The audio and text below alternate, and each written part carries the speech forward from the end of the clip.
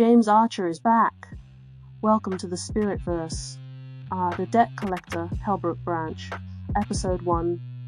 Exit Strategy. James adjusted the silver cufflinks on his charcoal suit as he stepped outside the Helbrook branch office. The place nestled between two reality folds and a dilapidated pawn shop that only sold items from parallel timelines. A jade Ouroboros pendant glowed faintly beneath his shirt, a key and a collar. Promotion to regional debt manager came with perks. Higher salary brackets, mortgage forgiveness, even supernatural tax exemptions. As he locked up for the evening, a man stumbled out of the fog, hollow-eyed, twitching like a stock ticker on the verge of collapse. "You're James, right?" he asked, voice cracked like old leather. "I heard. You can get people out." James studied him, new resident, sweat-soaked. "Unstable RI. Name?" he asked.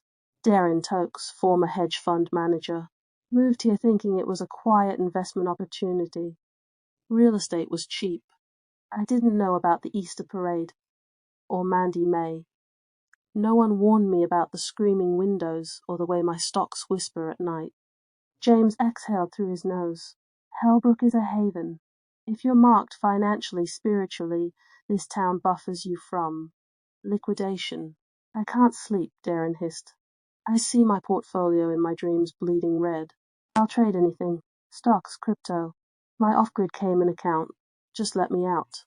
James scratched his temple with his pen, fiery red, forged in underwriting. "You're not really supposed to exit. But I'm not really supposed to turn away a human looking to get into debt either." He produced a leather ledger. "Sign here. Single payment discharge. All rights to your assets, physical, digital, or ethereal, are transferred. Standard clauses. Health and full dental excluded." Darren didn't hesitate. He signed with the shaking eagerness of a man burning his last bridge for warmth. James didn't stop him as he staggered toward the town border. "Remember, outside this place, there's no hedge, no protection, just raw exposed volatility." Darren crossed the threshold, and the hedge bit back. The fog screamed open like a ruptured market bubble, unleashing the swarm, gnashing teeth. Ruined silk, things that walked on claws and compound interest. Mandy May's laughter trailed behind them like confetti made of broken tax codes. From a distance, James lit a cigarette with a flaming banknote. "Another day," he muttered, "another score."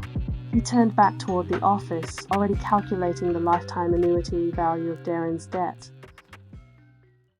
Welcome to the Spirit Verse. The Debt Collector, Helbrook Branch. Episode 2, Mirror Clause, Part 1.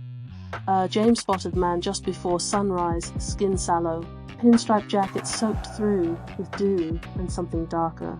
It was Darren Tokes, the hedge funder who'd moved into the East Hollow Flats. James raised a hand to greet him. "Morning." Darren's eyes widened like a margin call. He turned and sprinted into the fog, muttering something about her voice coming from the moon. James sighed. Another one. Inside, the Helbrook branch office hummed with occult energy and slow jazz, Hell's version of corporate ambience. His secretary, Dahlia, hair like rusted velvet and stilettos that clicked like claws, glanced up from her terminal. "Your firsts in your office," she said, not looking away from her sole audit dashboard. "Bit of a wreck." Mentioned doppelgangers and a 10-year servitude deal. James loosened his tie. 10 life years up front. He brought his own blood ink, Dahlia added, impressed. "No middleman." James stepped into his office. The client stood by the window, arms folded so tightly it looked like he was holding himself together. "I need someone gone," he said. "Me." James raised an eyebrow. "You're not suicidal, I hope." "The policy on self-harm clauses has a hellish deductible." The man turned. His face was thin, cracked down the middle like a porcelain mask. "It's not me, it's the other me. The thing pretending to be me." James sat behind his desk, tapping into the cross-plane verification system. "Doppelganger infestation. Moved into my apartment 6 nights ago. Looks like me, talks like me, even argues with my mom like me, but it smiles. Wrong. It keeps signing documents I never wrote. applying for loans in my name. It's destroying my credit integrity across dimensions. James's brow furrowed. This wasn't uncommon. Parallel identity fraud was a growing concern post-rapture recession. Do you have its signature? The man slid a napkin across the desk. The signature on it pulsed faintly, as though trying to escape the paper. James touched it. Cold, hollow. Written with ink mixed from bone marrow and bad memories. This thing, it's trying to replace me. Took my job last week, slept in my bed. My girlfriend doesn't notice a difference. But I do. I see the cracks, James nodded slowly. You want us to handle it? The man placed a vial of blood on the desk. 10 life years. I'll work in asset recovery, debt collection, hellspawn, logistics, whatever. Just make it disappear. James leaned back, steepling his fingers. That'll get you a consultation. Execution. Might cost interest. He opened his desk drawer and pulled out a contract with breathing parchment and a red wax seal in the shape of a closed eye. Let's make this official, he said. This is Helbrook. No copy gets away for long. Welcome back to the Spirit Verse. Debt Collector Helbrook Branch. Episode 3. Mirror Clause, Part 2. The ink hadn't even dried on the contract when the walls shivered. James felt it like a breach in a credit dimension. Doppelgangers didn't usually cross naturally. This one had help. Or a very bad accountant. 2 hours later the office lights flickered violet. Dahlia buzzed in. You've got a situation. 3rd floor lobby. James descended with his Hellsteel briefcase, flanked by an enforcer named Calix, a 9-foot soul reaper with a jaw like a busted vault. They found the thing wearing the man's face, sitting at the reception desk, eating a raw contract. It looked up, blood-stained lips curled. I'm union now, James sighed. You're squatting in a soul you don't own. Identity theft in Helbrook carries inconvenient penalties. The doppelganger stood. It shifted, its features bubbling, then stabilizing. I'm realer than him, better credit score, fewer vices. And I pay my ethereal tax obligations on time. Calix growled. Doesn't matter. James nodded. Our client made a down payment. Your existence breaches Article 6b. Only one moral anchor per mortal body. The copy lunged, but James already had the sigil burning in his palm. The debt seal activated. The doppelganger shrieked. Black smoke curled from its pores. Its voice, once human, fractured into 10 dialects of sorrow. James stepped forward. Final clause. Termination with clawback. He swung the briefcase that clicked open in midair, transforming into a ledger axe etched with runes and stock symbols. Calix pinned the thing to the wall. James didn't hesitate. Asset revoked. One clean arc, the doppelganger's face shattered like bad glass. Inside it was hollow, stuffed with IOUs and fake receipts. Its body collapsed into a puddle of fraudulent memory, then fizzled into ash. Silence. Back upstairs, James met the man in his office again. He looked lighter, like someone had finally stopped breathing down his neck. It's done, James said. The man's knees buckled in relief. I don't even know what to say. You'll have time to think of something, James replied. He slid a badge across the table. Report to Dahlia on Monday. You're officially junior acquisition support. Starting wage includes hazard pay, soul buffering, and limited dimensional housing. The man swallowed. What if it comes back? James shook his head. Nothing returns without backing. And that thing? It had no spiritual liquidity. The man laughed nervously. Outside, the sky cracked slightly. Pink lightning veined across clouds like stress fractures in the economy of reality. Another day in Helbrook. As the man left the office, Dahlia leaned in the doorway. Payroll wants to know, should we offer him the nightmare pension plan or standard infernal benefits package? James looked at the burning remains, still smoldering in the vault bin. Better give him the premium plan. Doppelganger trauma's deductible under Clause 13C. And we need loyalty. He paused. Besides, HR says turnover's hell this quarter. Welcome back to even more financial woes from the Spirit Verse. Here's the Debt Collector, Helbrook Branch, Episode 4, Starter Home. James stirred his coffee with one hand and rubbed his wife's swollen belly with the other. The baby kicked 3 times. Future tax write-off, he joked. His wife chuckled. You're not naming this one after a demon, are you? Not unless the paperwork demands it. By 8:05 he was out the door. Helbrook's morning mist clung to his coat like old debt. At the office, Dahlia, his ever-efficient secretary, greeted him with a caramel latte and a sealed memo stamped in red wax. Straight from below, she said, voice flat. You've been selected for a population sustainability project. Codename Nest Egg. For one of our premium clients. Miss Hel. James opened the folder. Sell a property to a young couple. House already approved. Documents pre-signed by the infernal mortgage department. James raised an eyebrow. That's fast, Dahlia shrugged. The town's short on souls under 30. We're losing demographic dividends. Couple waited in the lobby. Marcy and Dylan, both early 20s, tattoos, and eyes that had seen too many nights outside. A file clipped to the folder listed priors, petty theft, fraud, vagrancy, high risk, low capital, but low expectations made for easy approvals. You said we'd have a shot, Dylan said, nervous. James nodded. Helbrook offers upward mobility. It's a niche market. Marcy tightened her grip on Dylan's arm.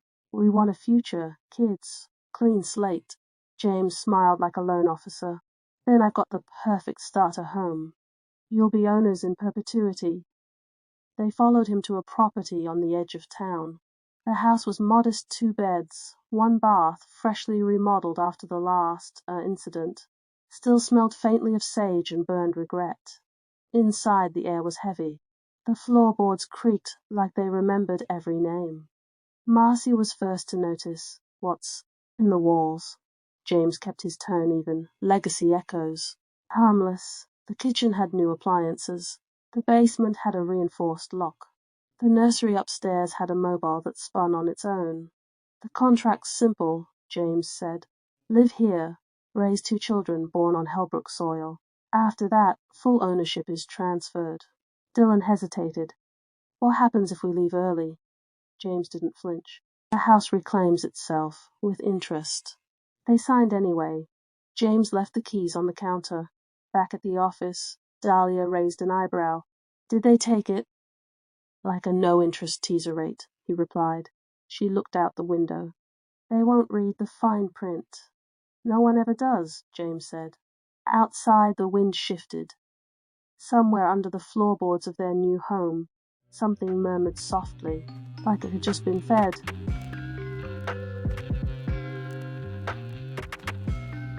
Back for another creepy adventure in Helbrook? Happy debt-free Halloween. This is episode 5 of The Debt Collector, Helbrook Branch. The end of May, Detective Pluto Escoy hadn't slept. Not properly. Not since the spring parade. Helbrook PD was hemorrhaging staff again. Half the rookies who transferred in had already resigned. One was last seen crawling into the woods sobbing, muttering something about her smile. He lit a cigarette and stepped into James's office. James, now regional debt manager, barely looked up. She's moving again, Pluto said, voice sandpaper rough. 3 sightings near Ashvine Street. She left teeth this time. James leaned back in his chair. You're sure it's her? You ever known Mandy May to play copycat? Fair point. James stood and opened a secure cabinet. Inside was a black briefcase sealed with red wax and a series of warded bolts. It clicked open like it had been waiting. Inside a gun, ornate, its surface etched with glyphs too fluid to be Latin. Pluto stared. It's not cursed? Everything in Helbrook is cursed. This one's just pointed. James closed the case and slid it across the desk. What's the payment? Pluto asked. James hesitated, then smiled faintly. Let's call it a line item on the mayoral office's Public Risk Mitigation Fund. I'll bill the town. Lower management has already given notice. Pluto arched an eyebrow. They're already 3/4 into overdraft. James shrugged. Then we'll compound the liability and restructure at fiscal year end. The supernatural economy's robust. Besides, Miss Hale is an aristocratic client. Been with us since almost time in memoriam. She'll be getting a special discount on us." Pluto loaded the weapon with the reverence of a priest. "How does a girl become that?" "You mean Mandy May?" James asked. Pluto nodded. "Well, it depends on who you ask. I'm asking you, Archer." James let out a short, exasperated breath, settling into the cushioning of his chair before leaning over his desk.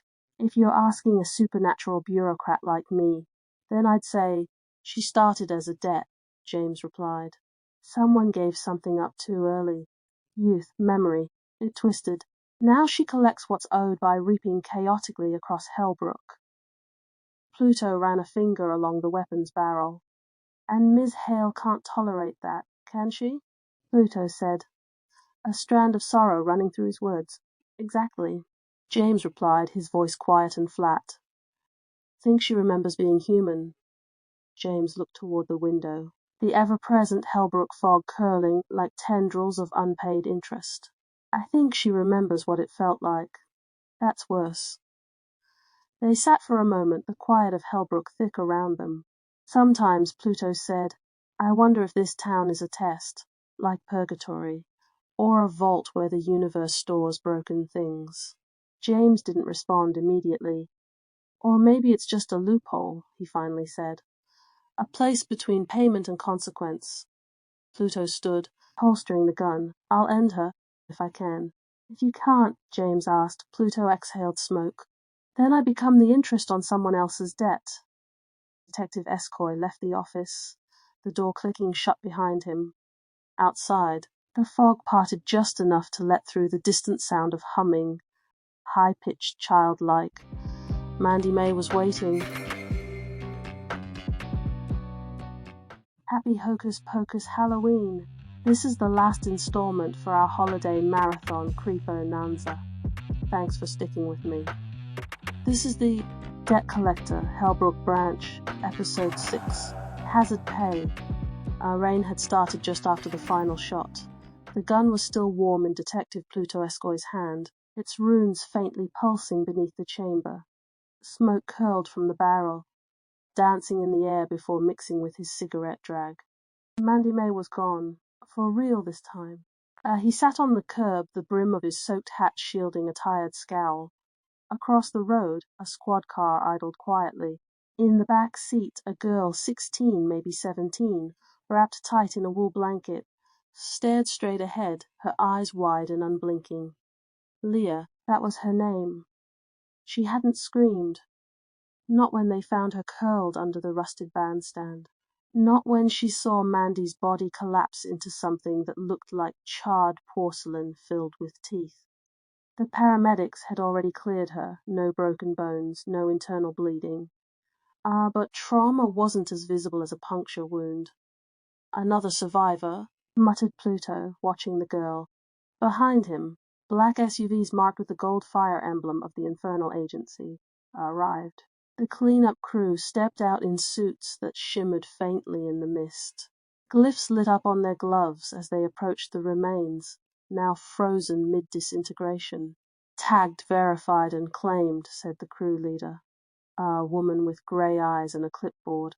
"We'll classify this under rare entity resolution. You've met your service threshold for this quarter, Detective Escoy. Congratulations. Where do you even take what's left of her?" Pluto asked. "Same place we take everything," she replied with a neutral tone. "Collections warehouse. Off record. Tier 3 dimensional archive." The detective grunted. "Hope you boys claim your hazard pay." She gave a tight, bureaucratic smile. "We don't get paid. We're on generational debt contracts. Think of it as compulsory inheritance." "Oh," slipped out of Escoy's lips lubricated with incredulity. The cleanup crew disappeared as swiftly as they came. Chief Brighton stepped up beside Pluto, shaking water off his coat. "We'll need your full statement by morning." Pluto stubbed out the cigarette against the concrete. "You'll get it, but we've got a bigger problem." "More monsters?" "No." Pluto stood slowly, staffing. He looked toward the squad car where Leah still sat unmoving. This town is bleeding out officers, Chief.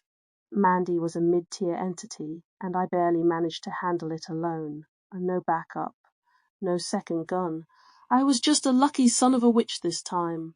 Brighton's silence was all the agreement he needed. We need a new recruitment initiative. Get transfers, incentivize retention, offer bonuses, hell, offer student loan forgiveness if we have to. No one should have faced that girl alone. Brighton sighed. We'll talk budget next quarter. Pluto glanced down at the gun in his hand. The runes were fading now. Let's hope next quarter comes. As they walked toward the cruiser, Leah finally turned her head, looking right at Pluto. Her voice cracked the silence like glass. Is it really over? He paused. Yes, he said gently. As much as it can be in a place like Helbrook. The gun vanished into his coat. Another case closed. Another debt stamped and filed. Surprise. I tricked you and now you get a secret episode treat.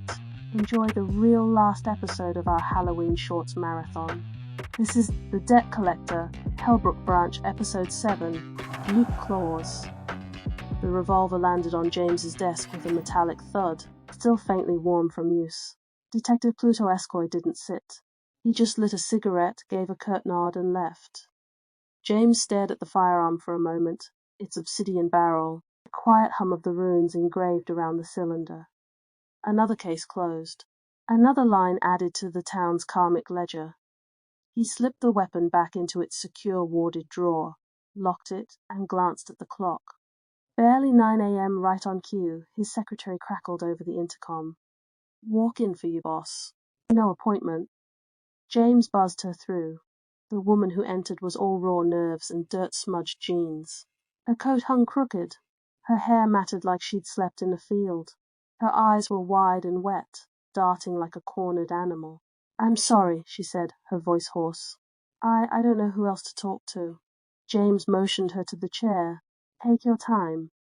My name's Callie, she started, wringing her fingers. I didn't move here. I didn't want to be here. My partner, he took me. I was asleep when we crossed the town border. James nodded slowly. That's rare, he said. Most people end up in Helbrook by some kind of consent. Contractual, emotional, metaphysical. I never signed anything, she whispered. He steepled his fingers. That might be a loophole. Tricky, but possibly actionable. She nodded, swallowing hard. I've tried to leave, she said. Every day I wait until he's asleep, take his truck, drive as far as I can. But no matter what, I wake up back in bed. Right next to him, no bruises, no time lost. Just reset, James tilted his head. Everyone in town knows you, he said softly. You do the full circuit. Main Street, past the post office, gas station, out toward the tree line. Same every morning. You've become part of the pattern. Tears finally broke through. I just want out. I don't care where I go.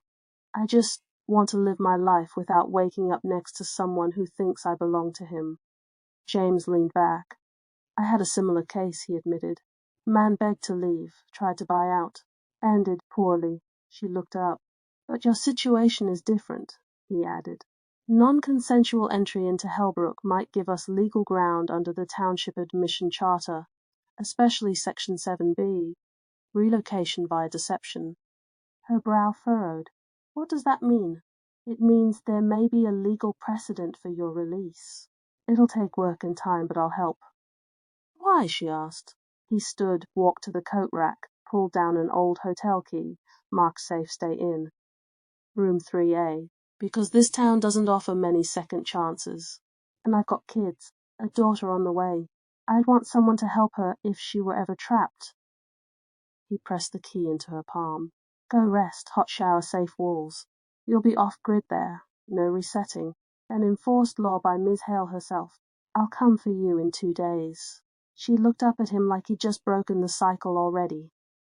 When James got home, his wife was curled on the couch, swollen belly rising beneath a soft throw. Their son Ethan, out cold, nestled safely in the crook of her arm. He kissed both their foreheads and stood at the doorway a long time, eyes heavy with thought. Tomorrow he'd dig into the loophole. One clause at a time.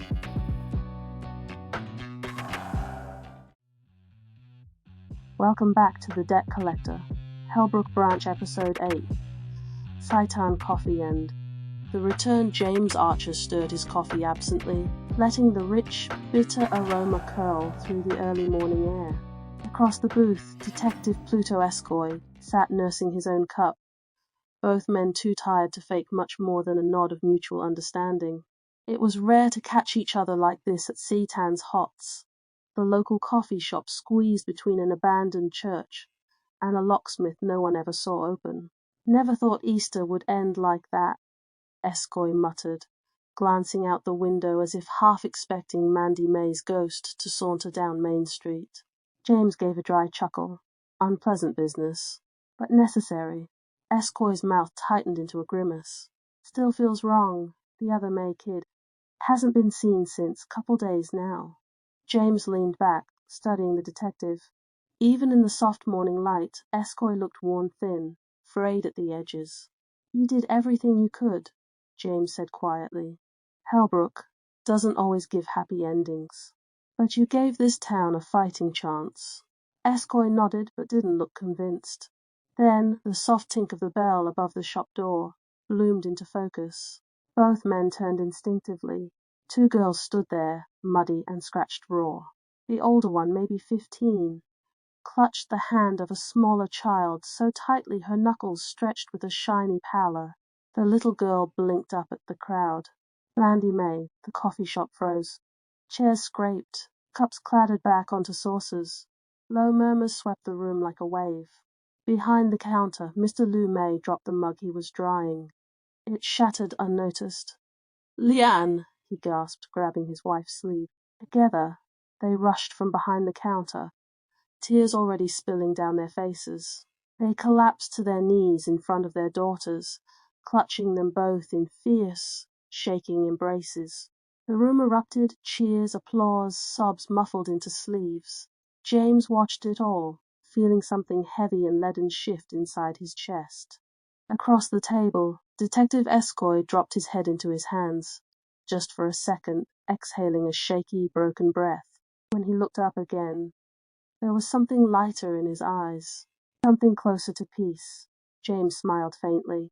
Not every ending in Helbrook was happy, but sometimes every once in a while, the town still remembered how to give one back.